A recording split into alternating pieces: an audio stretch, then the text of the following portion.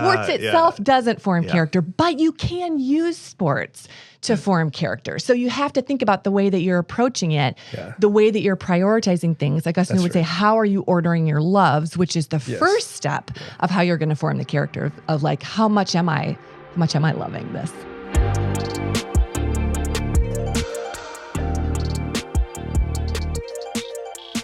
Play ball! Did you know that youth sports is now a $40 billion, with a B, billion dollar industry. Now, we love sports here in Kansas City. I love sports. I love youth sports. My kids are playing youth sports. I grew up playing youth sports, and yet there's been a shift in the last couple of decades that has taken youth sports from backyards and the cul-de-sacs where you can put a basketball hoop, and from something that happens with friends and maybe at your school to something that is a little different than that. It's highly professionalized, and we just wanted to raise some questions and have hopefully a thoughtful conversation about this topic, youth sports. My name is Paul Brandis. This is the theFormed.life podcast, and I get the pleasure of serving as a host here and as the campus pastor at the Shawnee campus. And I'm Bill Gorman. I get to serve as the campus pastor at our Brookside campus. And today, Paul and I are joined by Sarah Zylstra to have this conversation. Sarah is a senior writer for the Gospel Coalition. She's co-author of Gospel Bound. She has her graduate degree in journalism from Northwestern University and is also a graduate of Dordt University, and has done a lot of thinking and research and writing and producing on this particular topic. And her winsomeness, her insight, her laughter was an incredible gift as we think together about both the goodness of youth sports as well as the potential downfalls or malforming aspects of this really huge part of our culture in this moment. Yeah, it was a great conversation. We cannot wait for you to hear it. So let's dive in right now.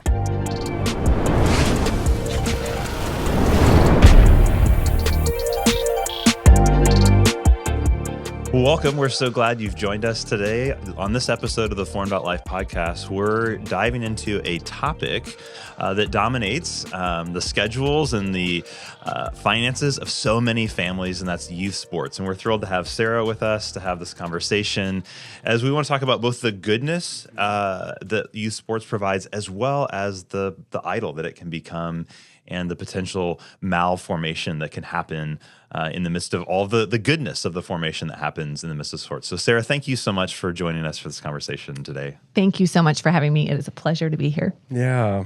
Well, and you've done a little bit of work in this arena, which we've been helped by, and your work with the Gospel Coalition has highlighted how much youth sports has shifted in the last few decades, from casual neighborhood play. We all remember that, right? Yeah. Going out, and even if you weren't huge into sports, it, kind of anchored around the neighborhood park, or maybe, a cul-de-sac where you could put a basketball goal up. But it's shifted, youth sports has shifted from casual neighborhood play to a highly professionalized, multi-billion-dollar industry. And I know in your research, you've come across data that supports that shift. And I just would love to invite you to describe this new normal, and maybe a few of the factors. What do you think is driving the pressure for parents to get their kids into club and specialized sports at younger and younger and younger ages? I wonder if you could start there. Yeah. So over the last 20 or 30 years or so, there's been a couple different things that are shifting in America. One of them is our growing affluence. We just have more money than we did before across the board. We also have... Somehow it doesn't feel like that to me. I don't know, but... That's because you're spending all that money on youth sports. That's right. That's right. Secondly, we're having fewer children. That's just we've been documenting that for a long time. And thirdly, like a lot of things that have been shifting, our mothers went back to work over the years. And as they did so, they weren't able to be around in the neighborhoods as much, which led to sort of this fear of these kids who for a long time were latchkey kids and were home by themselves. So you can see kind of this confluence of events of like, hey, my kid is at home. I got really worried. We went through this scare in the 90s that everybody's kid was going to get kidnapped, driven largely by the media, not by actual statistics, but still there was this fear. And so all of a sudden it seemed to families where before they would have laughed at you if you said, hey, how about we pay someone to watch our kids play sports? They'd be like, that's the most ridiculous thing I ever heard. Suddenly changing in the 90s, around there, maybe even the 80s or certainly in the 2000s was like, hey, it actually sounds like a good idea For me to pay someone to watch my kids to play sports after school, I can't be there. I have the money. I don't have as many kids to pay for. Also, at the same time, we've got this rise of screens. So I don't love it that my kid is on the screen all the time. What if I paid somebody else to watch that child so he would be safe and be off of his screen and active Right. outside? So you can see absolutely how those Wow. things kind of all braided in together to create somewhat of a perfect storm of the rise of this enormous industrial complex. Wow, that's fascinating. Well, in some ways, there's a parallel as well to non-sports activities. So mostly on this Yes. episode today, we're talking about youth sports, but not every family is into sports. They, and their children might do other activities, but there are parallel. I mean, even as you described those societal and sociological factors, it's not hard to think about a parallel application to something like theater or choir or band or any number of other activities that a family and their kids might get involved in. You'd agree with that? 100% true. That is 100% true. Yes. Yeah. Yes. Well, and as we think about often the narrative around sports is that this is a really good, you're learning leadership, you're learning endurance and perseverance and teamwork and all these things. And that's true. And I think we recognize that sport is a good gift from God. That's part of the goodness of contest and the goodness of our bodies and how we've been made to stretch those and exercise those and develop those. But clearly, youth sports or any sports can also become an idol, and they can become something that malforms us. But I'd love to talk about, as you've studied this phenomenon of youth sports, what are some of the goodnesses of this? What are some of the spiritual formation aspects that are positive? And then, maybe how can we also be aware of the potential malformation that can occur? Yeah, that's excellent. I mean, an idol is anything that you love more than you love God, right? And often that is a good thing. So you can love theater more than God. You can certainly love sports more than you love God.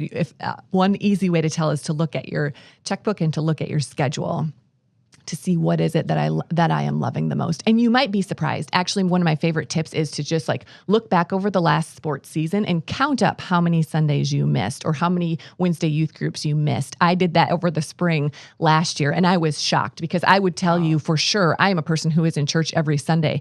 But if I look back at my schedule over the last 6 months or so, I am not a person who's in church every Sunday. I'm traveling for work. My kid did rowing last year. We missed 3 Sundays. Your perception of yourself and reality are two different things. So first of all, to get an accurate picture, to look back and think what am I spending all my time and my money on? But you're absolutely right. Sports is a beautiful gift from the Lord. Our bodies are a gift from the Lord, right? And so when we are using them in super fun ways they can run and they can jump, and they also, in a gorgeous way, there's a community to sports. I'm throwing a ball and you're catching it and you're blocking it, right? We are together, forming an image of community, even while we're playing a game. We're playing against this other team, but all of our bodies are moving in gorgeous ways together. So I think that is a huge gift. And also I think there's just a discipleship piece to sports. You're right. There's leadership. I was talking to this one guy. He's like, a lot of times you'll hear sports forms character, which is a 100% not true, because then everybody who is a professional athlete would have a sterling character. Well, that is clearly demonstrably untrue, right? Sports itself doesn't form character, but you can use sports to form character. So you have to think about the way that you're approaching it, the way that you're prioritizing things. Like Austin would say, how are you ordering your loves, which is the first step of how you're going to form the character of how much am I loving this? It's not automatically going to positively form. There's a potential for it to negatively deform. Yes. But there is power in it. And so harnessed and channeled and submitted to the Spirit and relying on grace and mercy, it can be a positive character forming. I think maybe when I was looking at some of the work you did too, it also is a place where it reveals character. Which is probably its biggest gift to us. It shows us what's there. Yeah. Eek, right? Right. But at least then we know it's that kind of Jim Collins, face the brutal facts. We face the brutal facts of what sports can reveal in us and in our children and in us as parents on the sidelines. And it's okay, well, what are we going to do with that? Well, the gospel of Christ can speak a word into that moment, but it's not automatically. I love the professional sport athlete like thinking about that as it's like they'd be amazing. They'd be the best people in the world. And some of them are. Some are. And some are. Yes. Yes. Yeah. That is such a good reflection. Yeah. It's true. If you just think about, like, even as a grown woman who doesn't play sports anymore, like sitting on the sidelines of somebody else's game, like how fast that rage will like burst up in your heart of like, hey, that kid yelled at my kid, or like, hey, that ref made that call. It's like, oh, like that's just right under, my sin is so close under the surface there. And I can, that is a gift for me to be able to think like, oh, Sarah, there's so much about you yet that needs to be sanctified. But I can go a couple different ways with that. I can sit there and pray and fight that and submit that to the Lord, or I can just release my anger. Like if you've ever been sitting on the sidelines, so many parents do, of just like we're sharing all that very widely, which is, deforming for you and for probably everybody sitting around you. Yeah, but there's a community impact in those kind of moments. There absolutely is. My daughter is playing instructional league volleyball right now with one of our dear friends, and it feels like the coaches like keep score, and there's like a remote clicker. It feels like it only works like half the time. It's like this game would be over by now if they would actually keep clicking the points on the volleyball thing. Anyway, my buddy Matt and I, who we always get so frustrated, like that was a point. The Chiefs game is starting. We got to get from our youth sports to our professional sports. This game would have been over 15 minutes ago. Yeah. We're still watching them struggle to get, which is hilarious. You're right. Anytime anyone has seen a young child play a ball game, it hits home how ridiculous this is. Yeah. That's right. Yeah. Jeff Francoeur, who I interviewed for my podcast, who was like, so he played professionally. Then he, the next game he went to was his 4-year-old daughter playing t-ball, as he was watching, the coach shifted the kids in the outfield, which shifting means you put all of your outfielders on one side because you think the batter is going to pull the ball that direction. I don't know if you've ever seen a 4-year-old girl hit a ball off a tee. It's a miracle if she can make a connection at all. Boys too. I'm not being gendered. No, I have boys, and if they even could connect, sometimes they just took their hand and hit it, right? Yes, that's right. And then there's no way it ever gets to the pitcher, much less out of the infield. You're like, man, we're just hoping the kid runs the right direction. Yes, right. Yeah, that's absolutely right. Yeah. Yeah, that's right. So interesting. Yeah. We're in machine pitch world right now with my son. Oh, yeah. And it's all of that. It's all of that. And it's, you sit there and you think about these things. And actually one of our challenges has been our boys have tried a number of different sports, which is, in these days, atypical. Yeah. Younger and younger, it's the specialization to one sport, and you have to major all your time and all your finances and probably private lessons and, to sort of make it. And so we're at a spot where it's like, okay, they've kind of wandered around seeing what they like, which I love that they want to do that, but it makes it hard, especially in a suburban culture, to know, okay, well, it's like, where do we go after sort of the rec stuff that the county or the city provides? It's like he's kind of aging out of some of that, but he probably might not be good enough to get onto a travel or a tournament team. He hasn't had enough experience. These are the real challenges that families are facing and having to navigate amidst a bunch of other ones. Yeah. So, which is interesting because statistics and research would tell us that you're doing that the correct way. The reason that lots of people specialize in those sports is a long time ago, a guy named K. Anders Ericsson did a study that said if you practice if you were studying musicians, violinists, it's like if you start early and practice for 10,000 hours, you will reach a master's level. Well, Malcolm Gladwell used that in Outliers, in which he told the whole world, hey, guess what? To be an expert in something, all you got to do is put in 10,000 hours and start early. And that same idea has been extrapolated to sports. However, it does not work the same way. Interesting.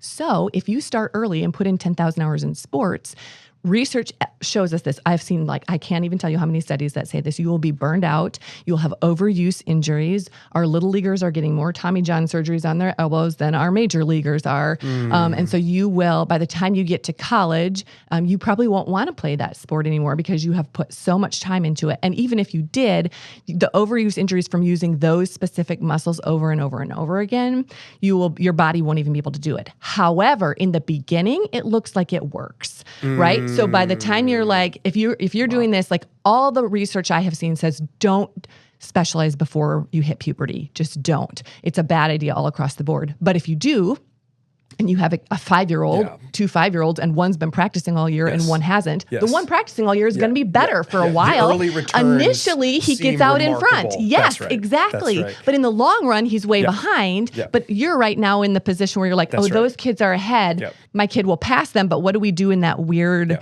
like we're in the wrong spot? Well, and Patrick Mahomes is on the record saying that his diversity of athletic experience all the way up to college was a major factor for his current success as one of the greatest quarterbacks that's ever played the game. So he had even some years where he pitched for Texas Tech. So baseball and football, but also basketball. He was a 3-sport athlete in high school and probably more when he was younger than that. And that diversity of experience, he's on the record sharing that. So it's even I mean, us here in Kansas City, right? That's a fun parallel to the point you're making. Well, it makes sense, right? Like, oh, you're practicing different skills, and this strength you brought from here could affect this game over here. Like we even, we see that in all kinds of places where if you're diversified, you can pull things from strengths from make different applications things. across the line, so to speak. Yeah. Yeah. Well, so part of the problem, though, I think, we love our kids, and we maybe think all of them are going to be Patrick Mahomes. Yeah. Or at least we can laugh about that, right? But it's like maybe that's not as silly as maybe there's a nugget of truth in that. Yeah. Even just, and I'm kind of getting at there's a pressure point or an incentive around college scholarships in this whole conversation. And the financial incentive, I'm making a financial investment now in coaches, in trainers, in specialization, and then it pays off with a college scholarship. So what have you seen in that arena? What do the statistics actually tell us about that, and how can that inform the conversation? Yeah. So first of all, this is almost always a sales pitch. And the person who is telling you these things are coaches or people who are running programs. And the reason they're doing that is because they like their job, right? And perhaps they would like more children to sign up so they could keep their jobs. This is now a $40 billion a year industry. And so think about the sports psychologists and the coaches and the program directors and the athletic directors and the people building the sports facilities. Like a lot of people's livelihoods depend on the checkbooks of parents, right? We're the ones who are paying for all of this. It's not like that money is coming from a government grant. That's coming from us. So here's the reality of it. So on the one hand, you can't say, I can't blame you for thinking you're going to be that way. Probably somewhere along the line, someone said, wow, your kid's really good at this. Maybe they could get a scholarship. And you're thinking that would be amazing because college is super expensive. Getting more expensive all the time. Podcast. Oh, it is. Absolutely. It is it is way increasing more, just like healthcare, way more than inflation. Like, why is this so expensive? How am I ever going to be able to pay for this? Maybe if I invest this here, it will pay off. But I am just going to tell you right now, if you walk away with nothing else, put your money in a 529 or some kind of savings account, and that will pay off financially. I can almost guarantee you so much better than investing that money hoping that your kid's athletic ability is going to get you a scholarship. Of all the kids who play competitively in high school, 2% of them will play D1. If you don't play D1, which is totally fine and would be amazing, your scholarship levels are just going to be a lot less. Not bad, but less. Yes. As in, $6,000 a year, which is fine, but probably what you're paying for your kids' sports right now. So think about that as you make your financial decisions. If you play D1, something that has sweetened the pot for them has been NIL, right? So maybe you could get not only a scholarship if you're playing D1, those 2% of kids. And NIL, just if someone name and image likeness. That's right. And so what is that? What do they get for that? I mean, you're going to talk about dollars. Yes. It was a pretty big shift from a law perspective. So I wonder if you could explain. Yeah, like just in the last year. Yeah, like it's a couple years. Yep. Yes. And so what that means now is, okay, so first of all, let me back up. You got your 2% of kids who are playing D2. 1% of those kids are going to get a scholarship. So 1% of children who are playing competitively in high school right now are going to get some kind of athletic scholarship in college. At a D1 level. At a D1 level. Most of those will not be full rides, right? That's like, $2,000 here or $5,000 here. Okay, so now we're looking at this even smaller pool of kids.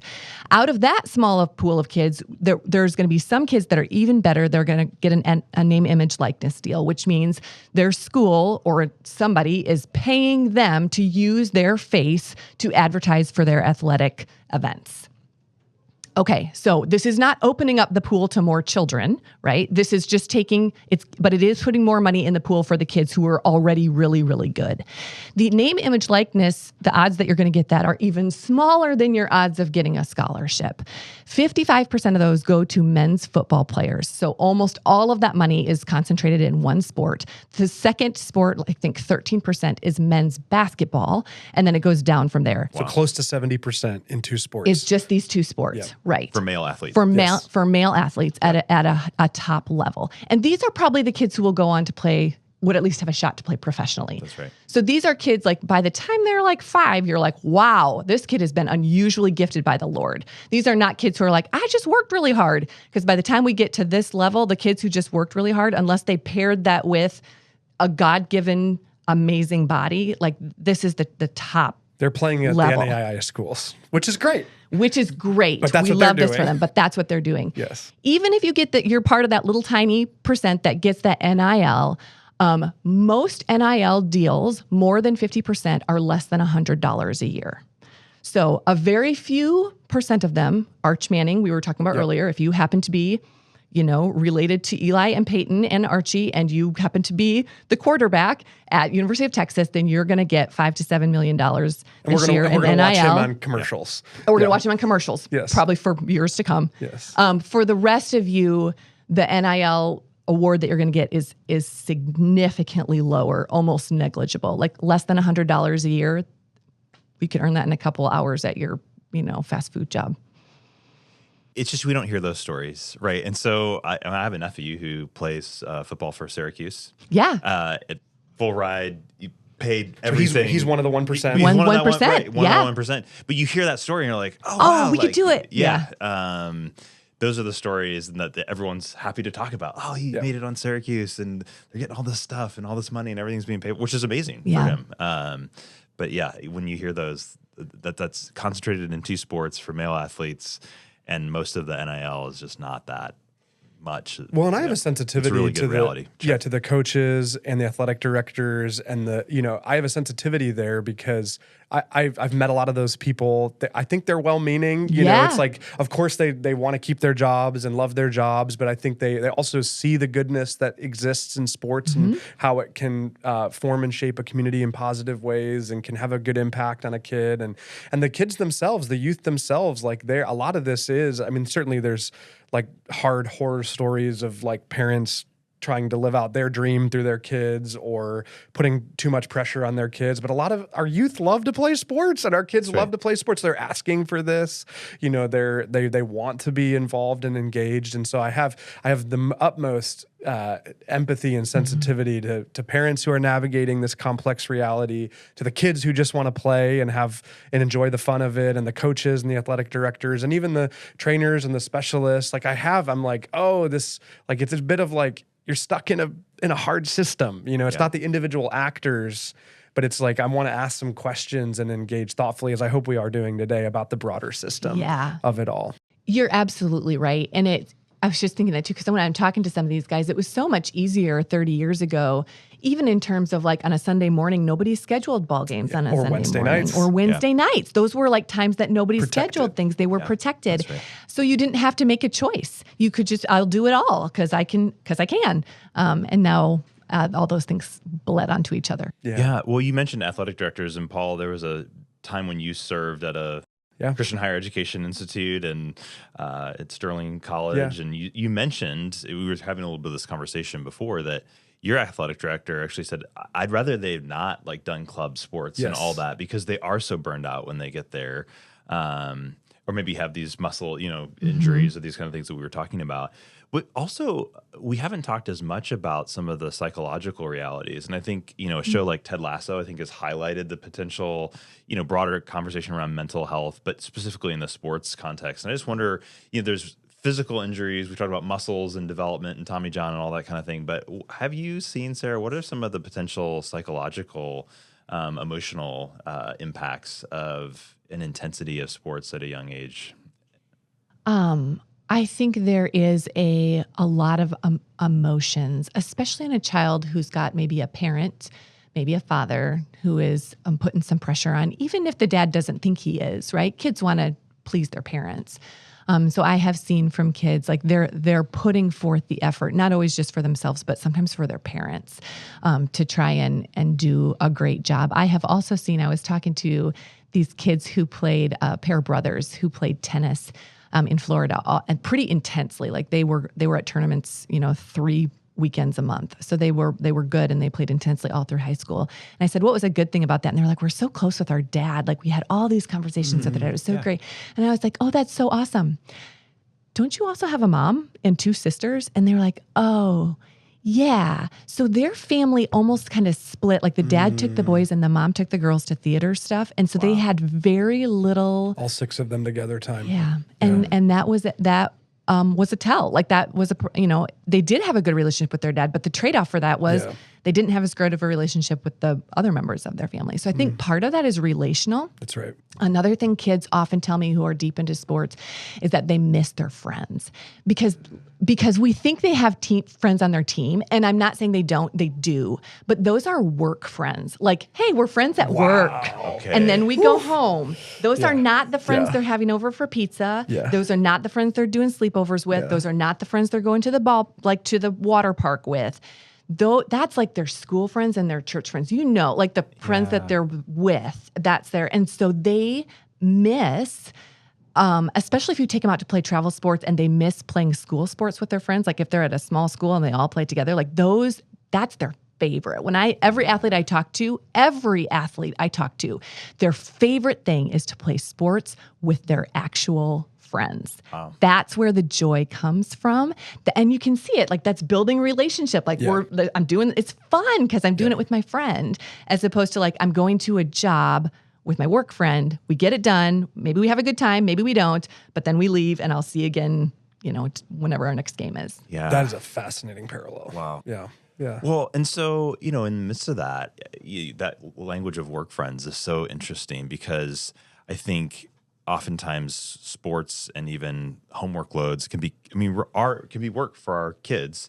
And when we don't have the opportunity to have a day off, to go to church, or to go to youth group on Wednesday, Andy Root talks about, just even the shift that you would never hear you commonly hear a parent say, you can't go to youth group tonight because you need to study for the test tomorrow, or you've got a game the next day. Never do you hear someone say, hey, you can't go to practice tomorrow because youth group's on Wednesday night, and that's really important. So you're going to need to skip practice. And so and you alluded a little bit of this at the top, just of looking at our schedules, looking at our calendars, but how can it can feel like we're victims of a schedule, but we are making choices. Sometimes we make a choice, 6 months ago that's now locked us into something, and you feel that victimization mentality later on. But how can we navigate that? Yeah, this is so good. I think you're exactly right with the victim language, because we just feel like, what are we supposed to do? We just kind of got caught in this stream and now we're floating downhill. I talked to one of my favorite people that I talked to about this is called David Prince, who teaches at Southern Theological Seminary.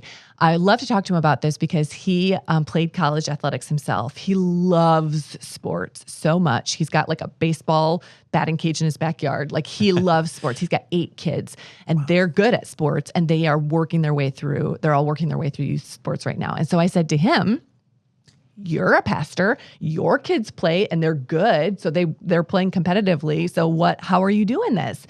And he said to me, we have never skipped church for an athletic event. Wow. And I was like, you can do that? Like, how are you doing that? And he's like, well, here's what we do. He said, right up off the bat, like as soon as we know there's going to be some sort of a Sunday game, or like you can see it in your schedule, right? Or you know what you're signing up for. He says, we tell the coaches immediately, like, hey, we don't play on Sunday mornings. Like we just don't play then. And so I'm a pastor. This is part of our belief system. Like we're Christians and we won't play on Sunday mornings. And then he says, it's not like I just, leave it there. He says, we'll always say like, we understand that you're making choices about the team, and that and our choice is going to affect your choices. So if our kids don't get as much playing time, or if they can't go to that one tournament, or whatever it is that you have to make, that is a 100% fine. We're not going to pretend like we're being persecuted. Like we're just understanding that we're making decisions that affect each other, and we're willing to accept the consequences of our decision. He said another thing we do is that we're really supportive. Like we're always there for practice. He's got the batting cage, so they're practicing at home. He's volunteering to be the assistant coach. The wife is running concessions. Like we're all in on this. We're there for you. We're playing this. We're giving this, work heartily as unto the Lord, but we're also drawing our boundaries around it. And I said, well, what do coaches say when you say that? And he's like, I have never had a coach be negative about it. And I was like, well, okay, because your kids are really good at sports. So probably they're like, yeah, we want your kids to be there as many minutes as we can get them. We'll make the exception for you, for your kids. So then I said to him, well, what if your kid's not, right? What if your kid's not good at sports? And then he said to me, Sarah, if your kid is not good at sports, why are you skipping church on Sunday? For your kid to not be good at sports. And I was like, oh, snap. Yeah. 100%. Why are you? And he's right. He said, this isn't a problem. This is an opportunity. This is a discipleship opportunity. For the rest of your life, your children are going to make choices about what they do on a Sunday morning or on a Wednesday evening. They're watching you make those choices now. So for you to choose, I am choosing church. I am choosing the ways of the Lord. I'm choosing fellowship with believers. This is the most important thing. And that's what we shape our life around. That's what we're going to do. And think about the pattern that sets for his kids. And also, his girls both play tennis in college. They're on scholarships. So it's not like you can't do it. If your kids are good, if your kids have that body from God and the work ethic, they're going to get there. Maybe, he said, our tennis scores were never as high as they could have been because we didn't play those tournaments on Sunday, but they were high enough and people saw them play. So you can still do it. Yeah. Well, and I really appreciate as you're retelling that conversation, how you went right in around and he went right in around. There might be real consequences here. Because I think I'm just thinking of several families, it's like who love Jesus, who love the church, who are raising kids that love sports and who are trying to do this so well, that are facing those hard decisions, that are wrestling with sort of what is right and how they should go about in the way of Jesus. And that consequence word, and how do I help my kid navigate receiving that, or how do you just the different, and again, we're raising the conversation here for you and your family before Jesus to sort of figure these matters out. But I think that's so thoughtful and a helpful guide as a way forward. Yeah. And I think that's true, not just for sports, but like you're saying, for other kids' activities too. And I think it's also true for adults. Like we also make sure, if you don't work 7 days a week, like if you're not working Sunday morning, then that's a consequence too, right? Like maybe you're not taking that call or making that trip, or we make choices our whole lives about how to use our time. And those choices, time is the finite resource. Yeah. Right. It's only 168 hours in a week. It's like, how are we using them? Where are we putting the priority? And I love you mentioned this earlier, but the time audit, sort of an actual time audit, not just what I think or feel, but a real, a fearless moral inventory of your calendar is an important thing, whether it be for sports or just we made the choice to sleep in, or the work trips that are stacking up that take me. It's not just the youth sports. It's weekends at the lake, whatever it might be. That's right. Absolutely. Yeah. That's right. Yeah. For the parent who's in the thick of it, and that's kind of what we're saying here, right? I've got these wonderful, beautiful families in my mind from the Shawnee campus. But what, we're talking about, maybe we could use the metaphor of a tipping point, right? Where there's a goodness to youth sports. There can be a beauty in it and so much benefit from it. But then we've tipped and it might be an idol, or we've tipped and our kid is burning out. We're at this tipping point of like, we need to do a bit of a reckoning with sort of the finances of this or the time of this. What are some signs that we could point families to start recognizing that they might be approaching that, or maybe have it in the rearview mirror? Yeah.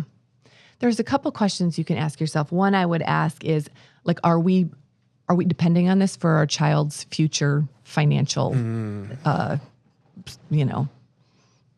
needs? You shouldn't be. You should never be, because your kid can get injured, right? Your kid can lose interest in a sport. You shouldn't be tying your financial responsibilities to your kid's athletic abilities. And so that's an honest question to ask ourselves. You should just play for the joy of the sport and the glory of God. And if a scholarship comes, praise the Lord.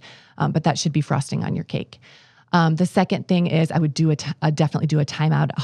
In the last 6 months, how many Sundays have we missed and what were they for? I would say that to anybody, Yes. That's right. just across the board. That's right. Yeah, that would be a good one. And then I would say, like sort of when you take a look at your calendar and kind of audit your kid's time, and I know this goes in seasons, but does my kid have enough time to be at church? Does my kid have enough downtime and quiet time? Did my kid get enough time with their real friends? Does my kid have enough time for their homework, right? Like just thinking like, what is in my child's schedule? How is this looking?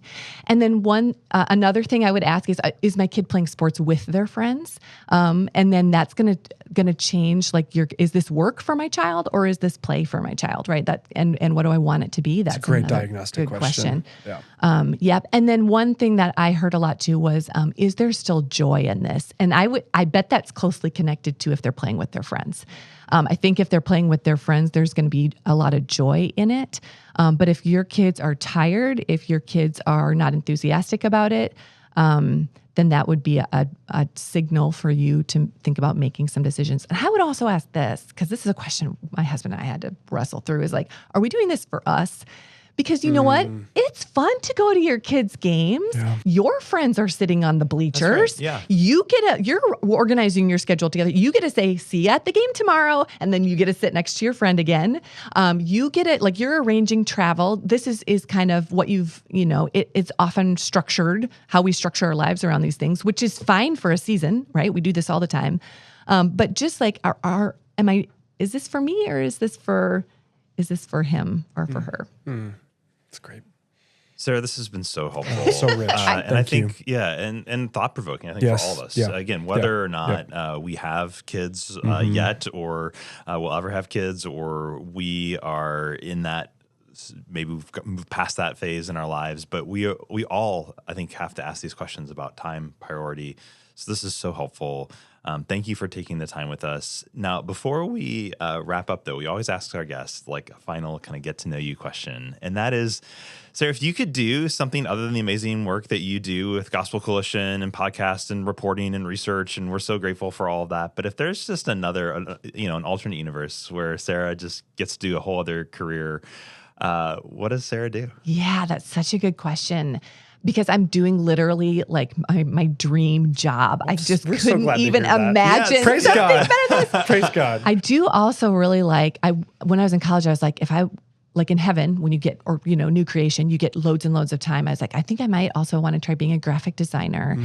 And maybe also like, so I really like, when I was thinking about hobbies, I really like organizing things. So then I thought maybe I could be a professional organizer, but then I thought, I don't really want to organize your stuff. I just want to organize my stuff. So maybe you could watch me organize my stuff. That's amazing. I love that. Do you get to do some art, like some drawing or design Never, work? because I'm terrible at it. Okay. Yeah. So this is like a skill. We did have someone ask But I once, wish like, I could are we have. talking about skills that I currently Yes. possess Or just that I want to or have. I want to That's have? right. Yeah. I also That's always right. wish I could be a nurse, because that seems like such a really sweet, wonderful, Yeah. But I can't stand the sight of blood. It makes me feel really queasy. So I could never be a nurse. But it seems like a really nice and generous thing to do with your life. Yeah. That's amazing. Well, thanks so much, That's Sarah. wonderful. Yeah. Well, and thank you for tuning into this episode of the Formed.life podcast. We will have links to any resources we mentioned, including Sarah's work on this topic for the Gospel Coalition, in the show notes. And we really appreciate you logging on or listening. However you're engaging this, we're grateful. Thanks for being here. We'll see you on the next episode.